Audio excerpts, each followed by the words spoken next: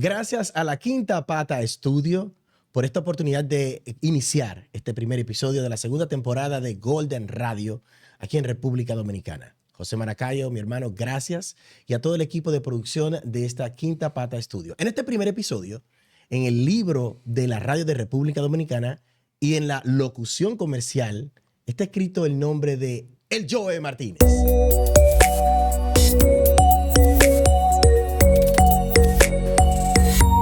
Golden Radio, donde sus protagonistas cuentan su historia.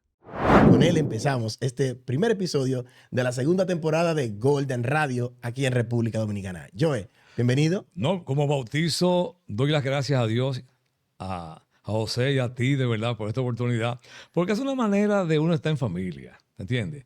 Y de recordar esos momentos, esos buenos tiempos. Y así que estamos aquí para comenzar. ¿Cómo nació esa famosa frase que todos disfrutamos? ¡Qué buenos tiempos! Bueno, Qué buenos tiempos es un proyecto que hicimos, que comenzamos en 1998, que es de los videos de los 80, de los 70, de los 60, la música de la nueva ola, que fue la música en español de México, de España, de Venezuela, Puerto Rico, aquí mismo. Entonces, es una especie como de relax. ¿Por qué?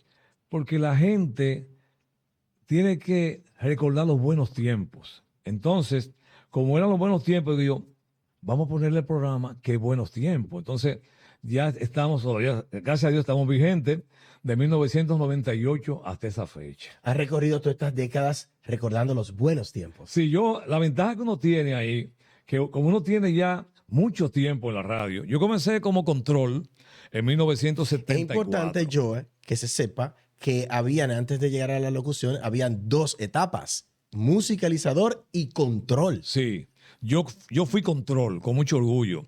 Es decir, yo estaba en bachillerato ya, quizás como en primero o segundo. A mí siempre me gustó la locución. Entonces, en 1974, yo solicité por un intercambio entre ellos a Radio Antillas.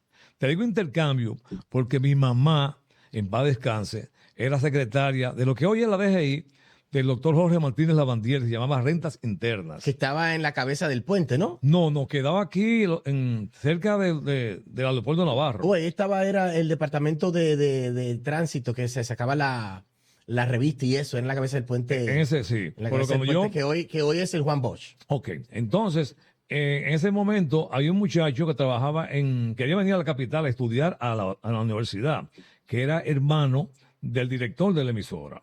Entonces, yo, mamá, mira, hay una persona que quiere, pero yo con mi segunda intención, porque favor con favor se paga. Y yo, mira, yo quiero que tú me ayudes a esa persona a traerlo para la capital, para que estudie aquí y haga el traslado. Así pasó. Entonces, cuando vinieron y ya trajeron a la persona aquí, al hermano del director de la emisora, y bueno, ya yo cumplí, ayúdame tú, y me llevó a Radio Antilla, 1974. Entonces, obviamente, al ser control, te tocaba poner música e interactuar con los programas que eran en ese momento, algunos noticieros, otros programas de panel. Yo controlaba noticieros. Uh-huh. Yo tenía... Porque realmente el noticiero en tu época, 70, 80, era el prime time, o sea, era lo más importante que se escuchaba en radio. Se llamaba Noticiario Antilla. Estaba Pedro Julio Santana, hijo, en paz descanse, y también otro que fue un pilar de la discusión, Orlando Ortiz, en paz descanse. Entonces, tenía 3 emisiones. Yo hacía la de la tarde y después también, pues yo salía del bachillerato, entraba como eso de la 1:30. Hacía un programa, terminaba un programa que lo hacía desde Lucky 7 y me quedaba ahí como hasta las 3, después volvía al noticiero, pero fue un momento que uno disfrutó. Yo quería hacer lo que fuera y me importaba en ese momento, Igor, que me pagaran, porque yo lo que quería hacer era locución, y yo nunca estudié locución, Yo nunca estudié locución, quería estudiar locución, pero lo que pasó fue que yo quería ir a la Escuela Nacional de Locución, pero en ese momento, no sé si para bien o para mal, no aceptaban niños. Es decir, yo tenía como 11 años, 12 años. Me pesó no haber estudiado arte dramático. en Bellas Artes, porque ahí se aprendía más que en la Escuela Nacional de Locución. Háblame entonces de la etapa de la musicalización. ¿Empezaste a musicalizar música anglo, música dominicana, salsa? Porque en ese momento ya hay una influencia de música anglo-norteamericana en este Bueno, país. yo comencé con música, a mí siempre me gustó la música norteamericana, porque había que seguir a José Joaquín Pérez, Jojo, y a Pedro María Santana, a Teo Veras también. Entonces, cuando yo estudiaba en octavo curso, con una persona desaparecida también, muy amigo de nosotros, que fue José Antonio Brea Pompón. Pompón, sí. Pompón, al ser el dueño, su familia de la radiocabina comercial, él me llevó a Radiovisión. Lo que yo hacía era, me ponía nervioso porque había que poner, no era como ahora con la computadora, sino que había que poner el disco, entonces, en plato. Entonces, El como- vinil de 33 Sí. revoluciones. en 45 o en 33, Exactamente, o o en el vinil LP. de 33. Exacto. Entonces, como estudiábamos en octavo curso los dos, él fue el que me dio la primera mano. Pero con música, a mí siempre me gustó la música norteamericana. ¿Tú recuerdas cuál fue la primera canción que te tocó colocar? Sí, y la tengo en mi casa. ¿Cuál fue la primera Sly canción? and the Family Stone, Dance to the Music. ¿Y cuál fue la presentación que le hiciste? No, lo que pasa es que Sly and the Family Stone aquí en Radiovisión, pero yo No. mira, Repíteme eso, porque eso es épico. yo estaba muchacho, entonces, Ok. porque yo comencé, Sly and the Family Stone aquí en Radiovisión, la Conquistadora de Santo Domingo, con Dance to the Music. Entonces, inclusive después, me lo robé, el disco 45, porque eso fue como una especie como de trofeo. Yo lo tengo en casa, Igor. Yo tengo ese 45 de Dance to the Music. Entonces, antes de que hablemos de tu etapa como voiceover, como locutor comercial, porque República Dominicana tuvo la oportunidad de tener, primero, una marca impresionante de una tienda que fue muy famosa en la década de los 80 y 90, ¿no? Finales de los 90 también. Y fue una era muy importante porque tú fuiste uno de los locutores más destacados en televisión. Pero la radio, antes de llegar a la locución comercial, ¿cómo fue evolucionando tu carrera en la radio? Bueno, FM. yo comencé como control, con orgullo, Ujú. en Radio Antillas. Entonces, fui quemando etapas y después pasé a Radio El Mundo, de la gente de Radio Cadena Comercial, por medio a Pedro María Santana. Pero la primera persona que me dio un chance, vamos a decir así, una oportunidad formal, fue Pedro María Santana en Radio Universal. Él inventaba, no sé, él tenía un programa llamado Comienza la Hora Joven a las 4 de la tarde. Entonces, ¿qué pasaba, Igor? Él quería darme una oportunidad. Entonces, él comenzaba y decía de que yo tengo un dolor de muela. Mira mi mano, a la mano izquierda. Yo tengo un dolor de muela, tú puedes trabajar por mí. Y se ponía la mano aquí. Y yo, sí, no hay ningún problema, pero entonces lo llamaban por teléfono, cualquier cosa. Y comenzaba después, mira la mano, tú puedes trabajar por mí. Y digo yo, Pedro, ¿te duele la muela izquierda o la derecha? Es ninguna. Entonces, eso lo agradezco. Yo pasé a Radio El Mundo, ahí yo duré como 6 meses. Después me reclutó Teo Veras a un proyecto de H&N. Y mira, y no fue sorpresa para mí estar en H&N, porque tenía una amiga, porque siempre iban las personas a las emisoras a llevar de kermés y de fiestecita. Para hacer anuncios de la Entonces, promoción de las actividades. yo estoy en Radio El Mundo y ella me llama y me dice, yo trabajaba de 1 de la tarde hasta las 3, cuando yo salía de la universidad, estaba haciendo el colegio universitario. Y me dice, José, te van a llamar de H&N a trabajar para allá. Yo, ¿cómo tú sabes? Yo estaba allá, yo oí un señor, Teo Vera, y uno que llama Ramón Aníbal, hablando con un señor de una barba Bonilla, el dueño de la emisora. Que en paz descanse. ¿Y qué va a pasar? Digo yo, mira, y los 13 se marcharon. nos fueron. Y él me llamó, me dice, tengo que hablar contigo una cosa. Y yo sabía ya, ¿cuánto tú ganas aquí? Digo yo, en Radio El Mundo. Yo trabajaba 2 horas, 40 pesos. 80 pesos. Yo sé que tú ganas 80 pesos.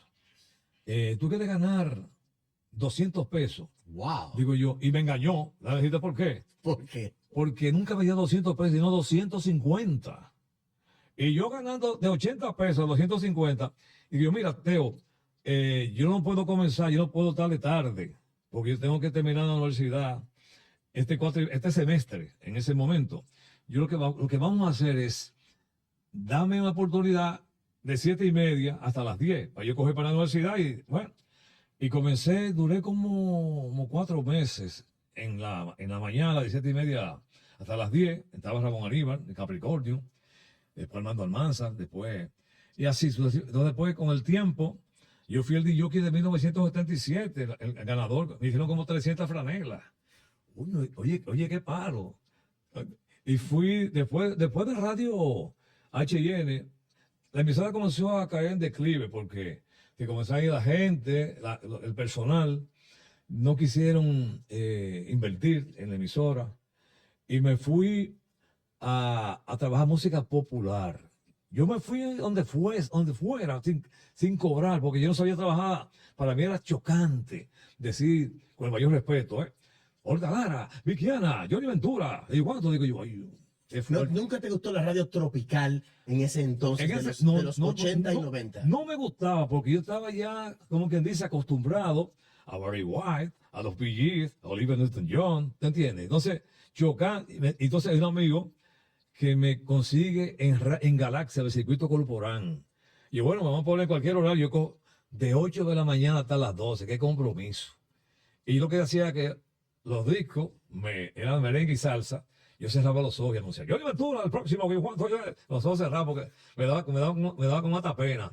Después duré ahí un tiempo, porque yo no quise irme para Radio, eso es otra historia, para Radio Universal en 1978, porque mi papá y mi mamá se habían separado, y yo no quise inventar con un sueldo, es decir, ahí Teo me dijo que me fuera con él. Los locutores estelares en ese momento eran Super Frank y yo. Yo iba a coger la tarde, Super Frank en la mañana, y nos devolvimos los dos el mismo día sin consulta. Oye, increíble. Una cosa, yo me fui en la mañana y hablé con él como a las 10. Mira, yo no puedo ir porque mi mamá, ¿sabe que mi mamá gana 300 pesos en rentas internas en ese momento? Yo no puedo inventar. Yo ganaba 575 en Raitel, en H&N. Yo hacía las dos cosas. En Raitel, yo hacía off a media con César Bobadilla y hacía el programa de 2 de la tarde a 6. Y le dije que no podía. Y a las 12 te parece a Super Frank en la emisora, que no puede tampoco. ¿Y qué conflicto? ¿Ustedes están apoyados? Bueno, el asunto fue que yo no quise ir porque no quería inventar con mi familia. Es decir, no fue de mala manera. Eran 350 pesos. Yo en ningún momento lo iba a coger porque no lo vimos 575 pesos. Mi mamá ganando 300 y mi papá no vivía en mi casa. Mis hermanos en primaria, en bachillerato. Y lo que hice fue que opté por no coger por allá. Y con el tiempo, yo llevé por mí al señor Héctor José Torres La Fuerza. Wow, esa es la historia. Dueño de la emisora. Entonces fue con el tiempo ya. Y mira lo que es, esa palabra me gustó, tiempo. Yo no pude entrar en 1978 en Universal. Sin embargo, ya en 1985, 86, yo volví. Yo tengo 41 años, ¿sabes? Ayer en Radio Universal. De los viejos, de la vieja guardia, quedamos solamente. Estás ahí en la edición. Héctor José y yo. Estás en la versión digital para internet y en la AM. Exacto, estábamos a MFM en ese momento, 98 puntos. Pero ahora tú estás en la versión que él tiene AM. Exacto, yo me quedé ahora y digital también. Sí, yo me he quedado, como decimos juntos, para no perder el ritmo, tú ves. Porque uno... y les une una amistad muy grande. Oye, con Héctor José Torres, más que un amigo, es un hermano. Él está aquí, pueden verlo, uno de los episodios que se hizo en la primera temporada con Iván Cuevas. Vayan y vean el episodio, una excelente entrevista. La Fuerza habla del fenómeno que fue Radio Universal y del fenómeno que fue también Power. Sí, sí. Que ambas emisoras rompieron paradigmas en la radio de República Dominicana, cada una en su época respectivamente. Así que les invito a que vayan dentro de nuestro playlist en la primera temporada de Golden Radio, donde Iván realiza esta magnífica entrevista. Joe, háblame de Zafacón con Tapa. Bueno, yo estuve en la gran... en oferta, 49.50, zafacón gigante con tapa y 19.99. José Igor en super oferta. Esa fue la tienda de la Gran Vía que yo Yo duré 32 años. Identificando, siendo la voz comercial Sí, de la Gran de la Vía. Gran Vía. ¿Qué podemos decir yo? Que es como si fuera IKEA, tal vez, una de las tiendas más importantes ahora que tenemos. Estoy hablando para los jóvenes de 12, 14, 15 años Mira, que están viendo el podcast. ¿Cuál tienda sería ahora bueno, de famosa e importante? Bueno, la competencia en ese momento, de la Gran Vía. con el mayor respeto y con, de verdad, sin ofender a nada, eran dos tiendas, que eran Plaza Lama y la Gran Vía. Y la Gran Vía en un momento llegó a superar, y con el mayor respeto lo digo, ¿me entiendes?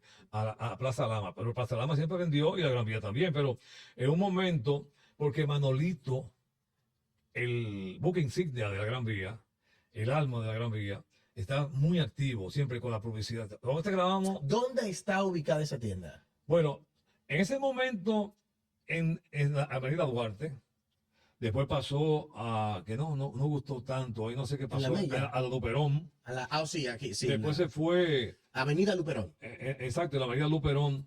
Y después pasaron a Plaza Central.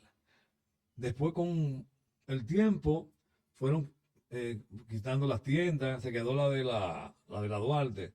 Pero ya fue otra cosa. Tenía tres pisos, es decir, el sótano, primer piso y el segundo, lleno vendía todo, inclusive llegó hasta meterse en el supermercado. ¿Cómo eso catapultó tu carrera como profesional, ya convirtiéndote en una voz de una marca, una tienda tan importante en República Dominicana? Bueno, me hizo bien y me hizo mal. ¿Por qué te hizo mal? Me hizo bien porque ya yo identificaba una línea. Yo lo que hacía era que grababa con otro tono, ¿te entiendes? Grabábamos otro tono. Pero ya que yo decía, yo abría la boca y era la Gran Vía. Por eso que a veces. Me pasó como a Pedro Nadal. Exacto. O sea, que cuando habla, saben que es la voz de Telemicro, que inclusive cuando salió, lo vamos a tener aquí en el podcast también. Sí. Ya lo contactamos, el equipo de producción. O sea, él inclusive tuvo un momento en donde no pudo ir a otro canal porque le decía, es que tú suenas a Telemicro. Sí. Ese era un momento. Yo identifiqué, mira, yo trabajé en off. En canales como en Telesistema, trabajé en el canal, en el 7, que fue casi mi casa. Y tengo una anécdota, cuando yo me examiné libre como locutor. Oye esto, José, para que lo goce.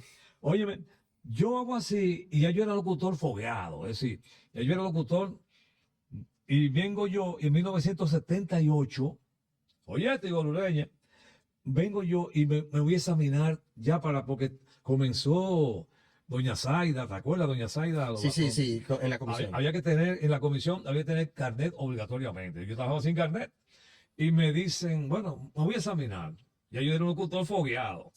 Y cuando yo hago así, oye, te cuento, me voy a examinar en la Biblioteca Nacional. Y me dice, hay un señor bajito, un medio viejito, y que era de educación como jurado. Pues ya los locutores viejos que estaban ahí como jurados ya sabían de mi background. Y cuando yo hago así, me dice el señor, ven acá, por favor, palabras exóticas, esto y esto y esto. Anuncie esto, anuncie lo otro, anuncie lo que yo. Y viene y quiere como ridiculizarme delante del público. Me dice, señor, pero una pregunta y perdone, pero usted lo que me está imitando al locutor del Canal 7. Digo yo, pero mire, señor, gracias por reconocer mi voz. Yo soy el locutor del Canal 7, quiero legalizarme. ¿Alguna pregunta? Oh, no. ¿Algo más? No. Y por ahí. Qué bueno, una bonita anécdota. Yo, dentro de la experiencia, siempre los locutores, antes de que llegara el internet, llegó un momento en donde habían 3 clases de locutores o crearon ellos mismos 3 jerarquías o 3 áreas diferentes. ¿Qué diferencia tú sentiste que hubo entre el locutor de noticias, que por mucho tiempo fue el líder, ya que era el prime time, el programa de mayor audiencia, el locutor tropical, el locutor de balada y el locutor de música anglo? Hubo un momento en donde esas 4 tendencias se jugaban el estatus de la locución en República Dominicana. Bueno, el fuerte en ese momento, yo me formé a mediados de los 70 y el fuerte eran los noticieros, es decir, Radio 1000, Radio Popular, Noticiario Popular, también Radio de Notitiempo, esos 3, con el mayor respeto de los otros. Entonces, esos locutores eran los que mejores precios tenían. Esos sí estaban forzados, porque tenían 3 emisiones. En el caso mío, con música norteamericana, americana, yo fui privilegiado porque yo trabajé en la emisora número 1 aquí. Número 1. ¿Qué horario? De 2 de la tarde a 6. ¿Qué ventaja tenía yo ahí? La mayor audiencia.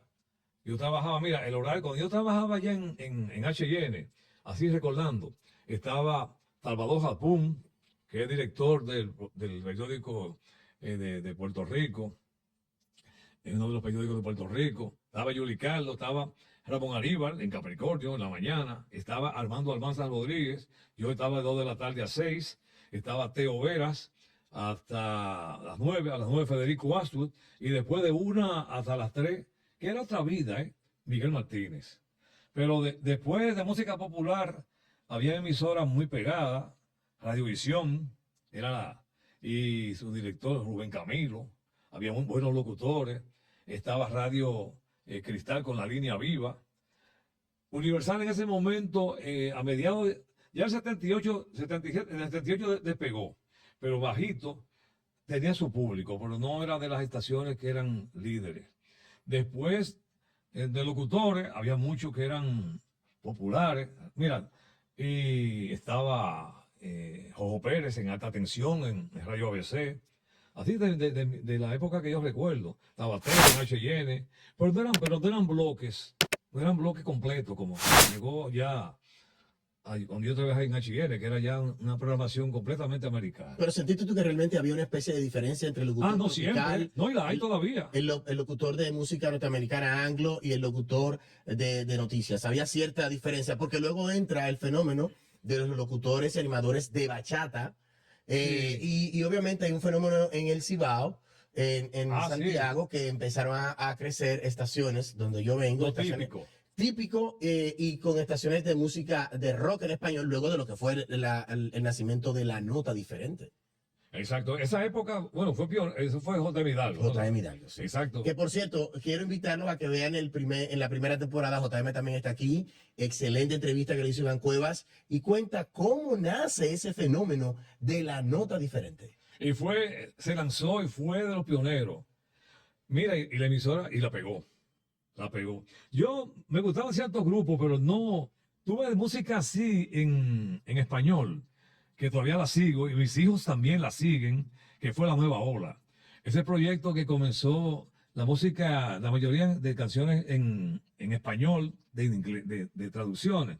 Había traducciones libres también, y fue una época también maravillosa. Así mismo, mira, ahora que estás hablando de eso, quiero dedicar este minuto para que tú me digas qué recuerdos te unen a nuestro querido Mike Romero.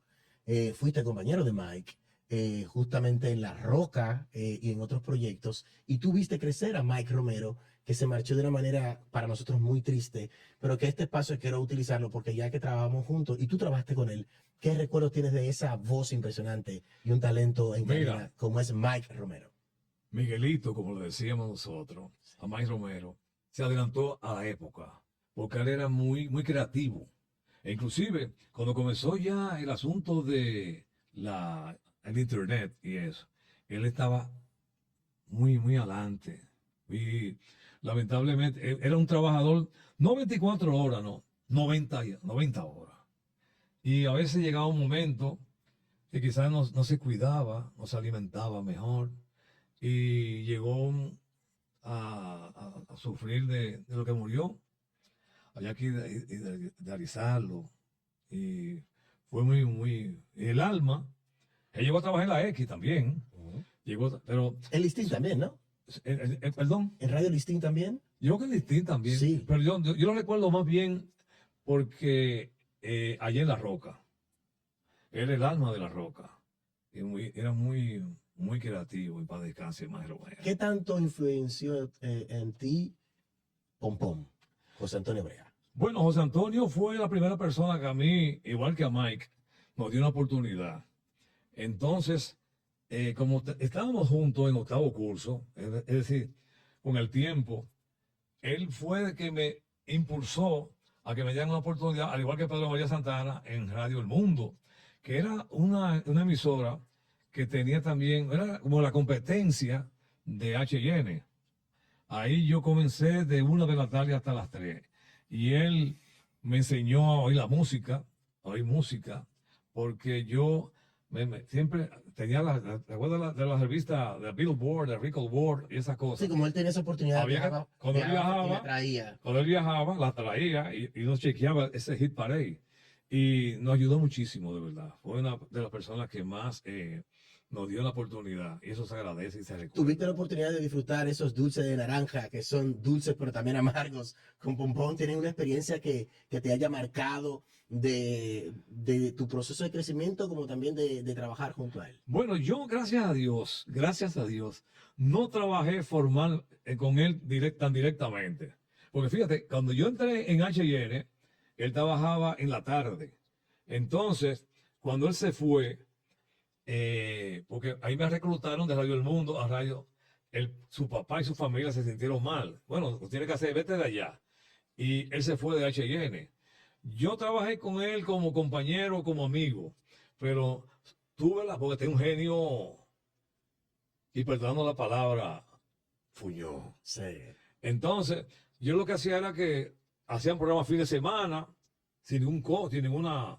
Yo nunca fui empleado de La Roca. Sí iba y tenía la oportunidad de compartir con Ramón Pumarol, con Chaguito, con Mike Romero, con el staff de locutores de ahí, uno con más experiencia que ellos, pero nunca tuve esa suerte, entre comillas. De marcar la historia con Pompón. Sí. Es importante que ahora hablemos porque hoy en día todo ha cambiado. Ujú. Pero esa oportunidad que tú tuviste desde el principio, esa magnífica idea de luego del programa de Qué Buenos Tiempos en televisión, muchísimo tiempo, y todavía hoy se está transmitiendo, y muy pronto lo podrán también ver en YouTube, que todos estos programas lo puedan ver, y esta compilación que hace es interesante. Las actividades que has realizado en los diferentes bares de aquí y también en algunos de hoteles aquí en Santo Domingo. ¿Cómo nace eso? Y que es como una especie de encuentro de mucha gente que sigue tu trabajo, pero también sigue la música.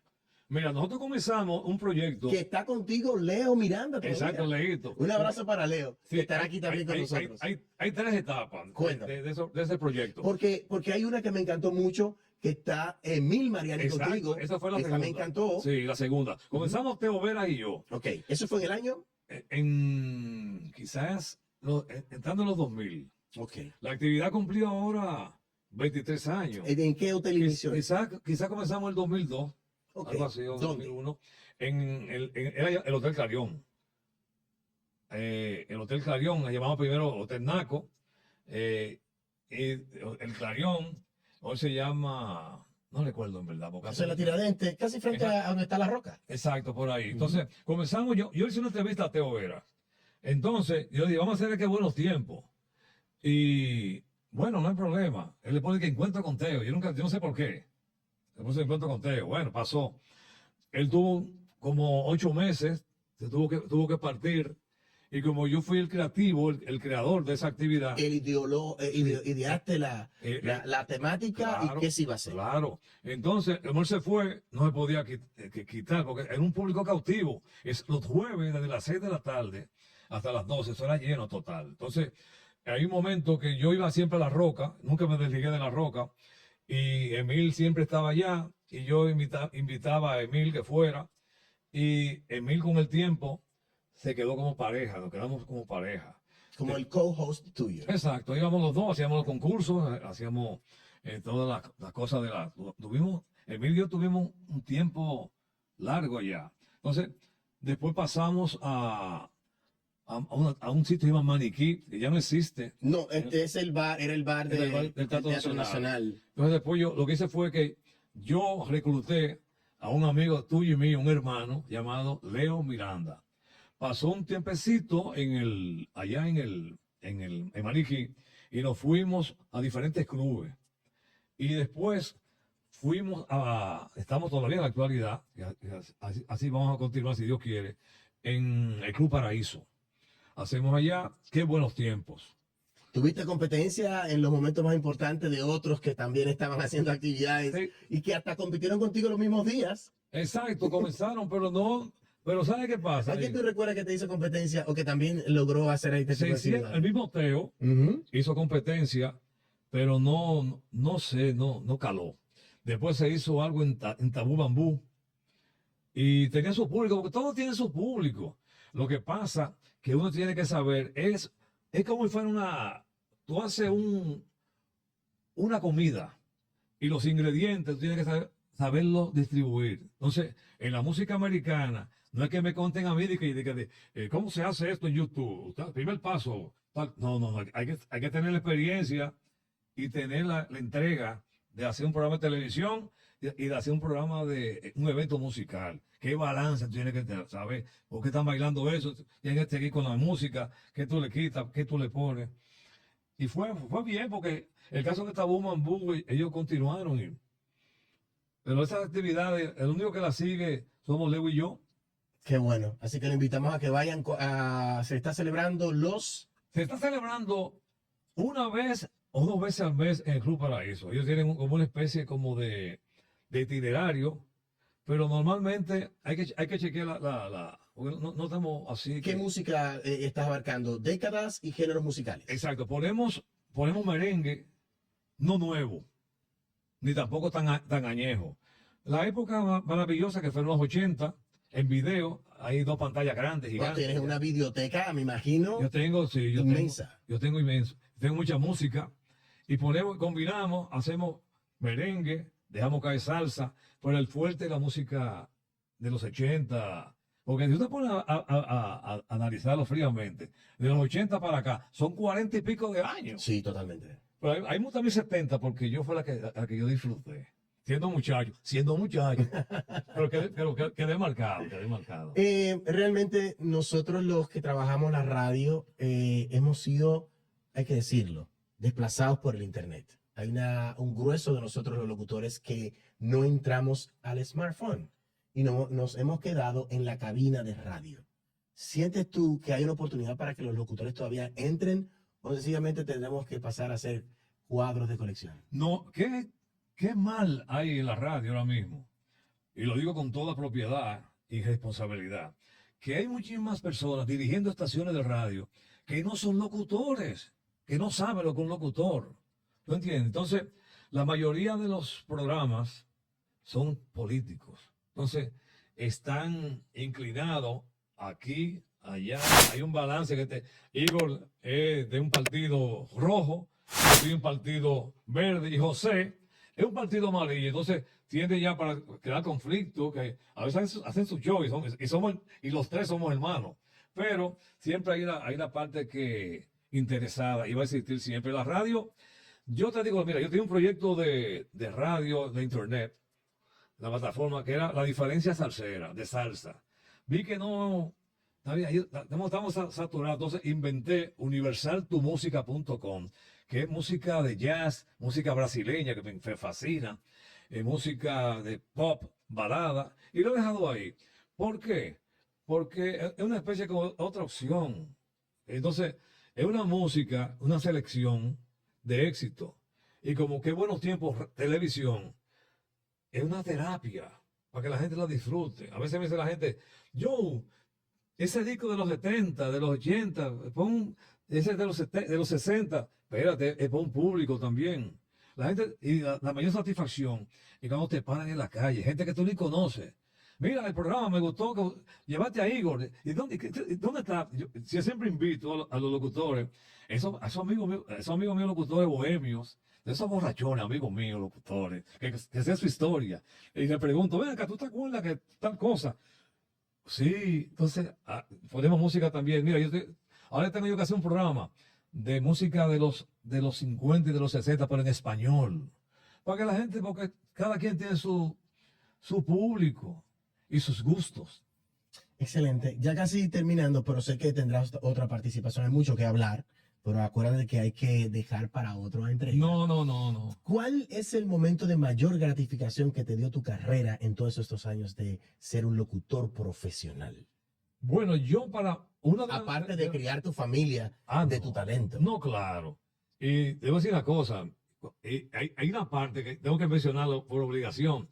Cuando yo estudiaba arquitectura, Después yo dejé la carrera porque iba muy forzado. Era muy costosa esa carrera. No, yo estaba en la UAS. Oh, ok. Entonces, pero así rápidamente, yo estudiaba, yo estaba de 7 de la mañana hasta la 1 en arquitectura. Yo llegué hasta el hasta el tercer semestre. Entonces después salía, yo tenía vehículo, a la 1 salía corriendo para mi casa, me bañaba, me tragaba la comida y entraba de 2 de la tarde a 6. Todos esos trabajos que nos ponían arquitectónicos, dibujo lineal, todas esas cosas, los muchachos compañeros míos me llamaban. Mira, estamos cantando, ponme tal disco, esta cosa. Pero cuando yo llegaba a mi casa a las 7, yo estaba de 2 de la tarde a 6 y de 6 a 7 en Raitel, lo que antes era Latina, en Off. Entonces, yo comencé en cero. Yo comencé a enamorarme de una muchacha en arquitectura, que lo único que pude sacar de ahí. Y ella me decía, yo me la declaré, con muchacha, mira, yo decía esto. Dice, no, yo no tengo amores con locutores. ¿Y por qué? No, los locutores son demasiado sinvergüenza, y es verdad. Digo, mira, muchacha, yo soy un tipo chévere, mi música americana, que yo cuánto.